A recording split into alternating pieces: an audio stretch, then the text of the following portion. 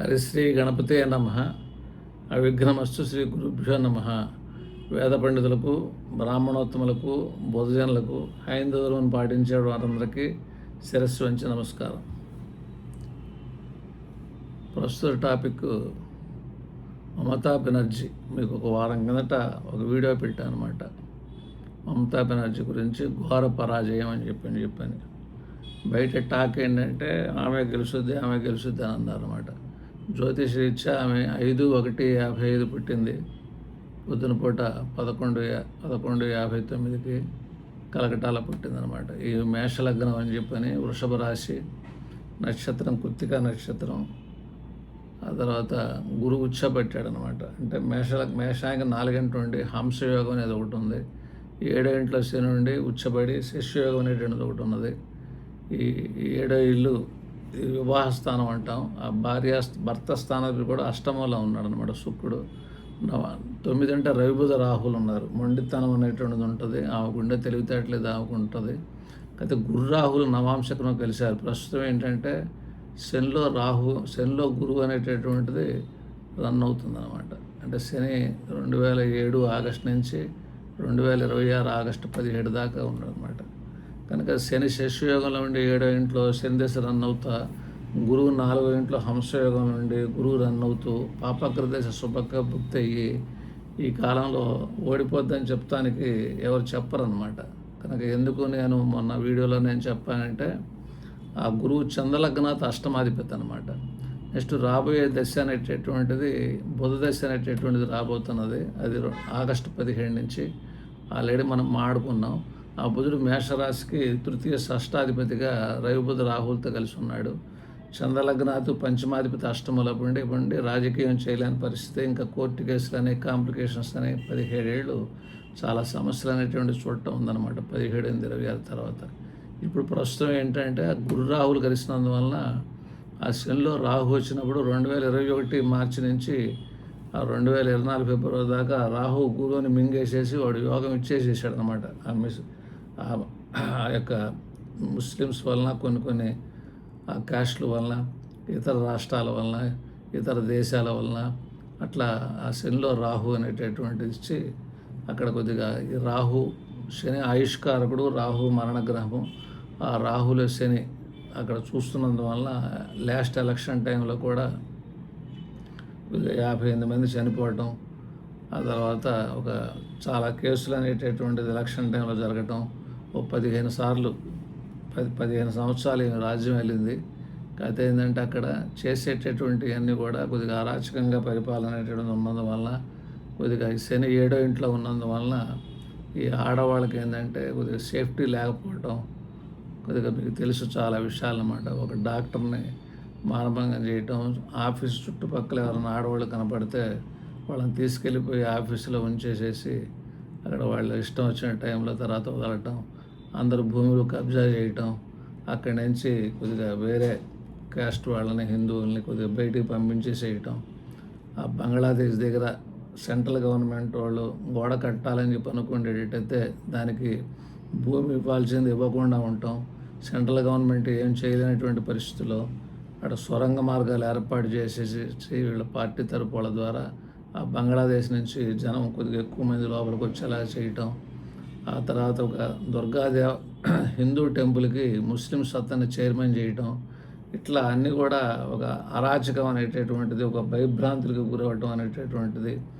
అసలు ఏమైపోతుంది ఈ రాష్ట్రం, ఏమైపోతుంది ఈ దేశం అని ప్రపంచ దేశాల్లో ఉన్నటువంటి హిందువులు కానీ, భారతదేశంలో ఉన్నటువంటి హిందువులు కానీ బాగా బాధపడ్డారు. ఆ యొక్క బంగ్లా నుంచి దేశం నుంచి వచ్చేటువంటి వాళ్ళకి అక్కడ మనకు ఆధార్ కార్డు లేకపోయినా కూడా వాళ్ళకి ఓటు హక్కు కల్పించటం, చాలా రాష్ట్రాలకి వాళ్ళని పంపించడం, అక్కడి నుంచి చాలా రాష్ట్రాల్లో వాళ్ళు ఈ రోజుకి కూడా వాళ్ళ జీవన విధానం సాగించటం ఓటర్ల కింద. అలా కొద్దిగా అక్రమ అన్యాయ పరిపాలన అన్నమాట. ధర్మం ఎప్పుడు మనల్ని నిలబెడుతూ ఉంటుంది. కనుక అధర్మం, అక్రమం, అన్యాయం అనేటటువంటిది, కర్మఫలాలు అనేటువంటిది ఎవరైనా అనుభవించాలి. ఆల్రెడీ అందుకే నేను ఆ ఎలక్షన్లో నేను ఈ శనిలో గురువు, ఆ గుడిలో రాహు అనమాట. ఆ రాహు ఎప్పుడు స్టార్ట్ అయ్యాడంటే ఏప్రిల్ 1 నుంచి రోజుకి బలహీన పడతాను అనమాట. మొన్న ఏప్రిల్ 1 నుంచి అది. అందుకనే నేను ఘోర పరాజయం అని 2 సార్లు చెప్పా ఆ వీడియోలో. అందువల్ల ఇప్పుడు అది ఘోర పరాజయమా కాదా అంటే అవతల పక్క వాళ్ళకి 2 వంతులు వస్తే ఇంకొక వంతు వచ్చినాయి అనమాట. ఆ నిలబడ్డ చోట కూడా చాలా కష్టంగా ఫైటింగ్ అనేటటువంటిది జరుగుతూ ఉందన్నమాట. గెలుపు గురించి, ఆమె సొంత గెలుపు గురించి కూడా కొద్దిగా కష్టపడాల్సినటువంటి సిచ్యువేషన్స్ ఎందుకు వచ్చినాయి. ఓ పక్క శశయోగం ఉండి, ఓ పక్క ఏమన్నా హంసయోగం ఉండి, పాపగ్రత శుభగ్రభుక్తి రన్ అవుతూ కనుక 2 యోగాలు రన్ అయ్యేటప్పుడు అంటే గురు రాహులు కలిసి రాహు పిండేశాడు ఆ గురువు దగ్గర ఉన్న మంచి. ఆ హిందువులందరూ బాధపడ్డారు ఆ రాహు వల్ల. ఇప్పుడు నెక్స్ట్ బుధుడు రాబోతున్నాడు. ఇవన్నీ దృష్టిలో పెట్టుకొని ఈ ఘోర పరాజయము ఇవి గెలవకపోవచ్చు, గెలవదు అనేటటువంటిది మనం చెప్పడం అనేది జరిగిందనమాట. ఇప్పుడు కూడా ఇది వచ్చేటువంటి బుధుడు అనేటటువంటిది బుద్ధశ అనేటటువంటిది మనకి 17/8/26 నుంచి వస్తున్నాడు. ఆ బుధుడు మంచోడు కాదు, పంచమాధిపతి, ద్వితీయ పంచమాధిపతి అష్టమం, మరణ సమానమైన బాధలు, రాజకీయ సంబంధంగా కొద్దిగా అపఖ్యాతి గురవటం, రవి రాహులతో కాంబినేషన్లో ఉంటాం, చంద్రలగ్నాత్ తృతీయ షష్టాధిపతి అవుతాం.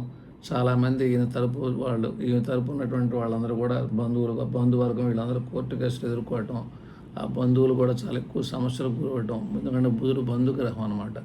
అది ధనస్సులో బుధుడు ఉన్నందువల్ల మేనంలో బుధుడు బలహీనం కాబట్టి, నీచ కాబట్టి ఆ ధనస్సులో కూడా కొద్దిగా నీచ లక్షణాలు అనేటటువంటి వచ్చేసేసి కాంప్లికేషన్స్ ఇస్తాడు. శత్రు వాతావరణం అనేది క్రియేట్ అవుద్ది అనమాట. ఆగస్టు 17 నుంచి కొద్దిగా ఎక్కువగా అనమాట. అది 17 సంవత్సరాలు అన్నమాట. ఈ దృష్టిలో పెట్టుకొని మనం ఇది ఓటమి చెందుద్దని చెప్పి మనం ఆల్రెడీ వీడియో రిలీజ్ చేయడం జరిగిందనమాట. ఇప్పుడు ఏంటయ్యా అంటే ప్రపంచ దేశాల్లో ఉన్నటువంటి హిందువులందరూ అమ్మాయిని రిలాక్స్ అయ్యారు. శత్రు దేశాలు ఏదైతే ఉన్నాయో చైనా కానీ, బంగ్లాదేశ్ కానీ, పాకిస్తాన్ కానీ వాళ్ళకు ఒక రకమైనటువంటి బాధ అన్నమాట. ఎందుకయ్యా అంటే ఆ సపోర్ట్ పోయిందనమాట. ఇప్పుడు అది ఎవరినైతే బాధ పెట్టిందో, ఎవరైతే చాలా ఘోరమైనటువంటి పరిణామాలు చూస్తూ చాలామంది చనిపోయారో, ఆ రాహు ఆ చనిపోయినటువంటి ఆత్మల యొక్క ఘోష ప్రకారంగా ఏమి ఓటమి చెంది ఆ బాధ ఎంతమంది అయితే బాధపడ్డారో ఆ బాధలన్నీ ఇప్పుడు వీళ్ళు చూడాల్సినటువంటి పరిస్థితి అనమాట.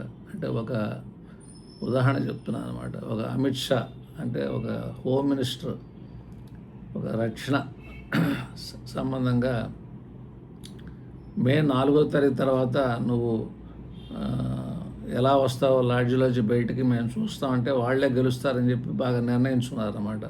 ఆయనకు కూడా ఒక వార్నింగ్ ఇవ్వటం.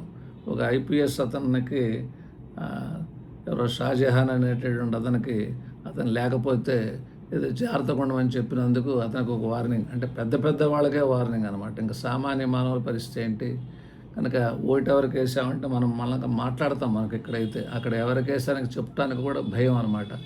కనుక ఇప్పుడు ఇంతవరకు భారతదేశంలో అంత పర్సంటేజ్ ఆఫ్ ఓటింగ్ ఇప్పుడు జరగలేదన్నమాట. ఎందుకంటే భయంతో ఇవి రాకూడదు అనేటువంటి వాతావరణంతో మ్యాక్సిమం ఎక్స్టెంట్ ప్రయత్నం చేసి మొత్తం మీద ఒక అరాచకమైనటువంటి, ఒక అక్రమైనటువంటి, ఒక అన్యాయమైనటువంటి, ఎంతోమంది అసూలు బాసినటువంటిది, ఎంతోమంది బాధపడుతూ ఆ రాష్ట్రాన్ని వదిలేసినటువంటి సిచ్యువేషన్స్ కల్పించబడడం వల్ల ఇవాళ అందరూ ఆ ఎలక్షన్లో ఆ రిజల్ట్స్ చూసిన తర్వాత భారతీయులందరూ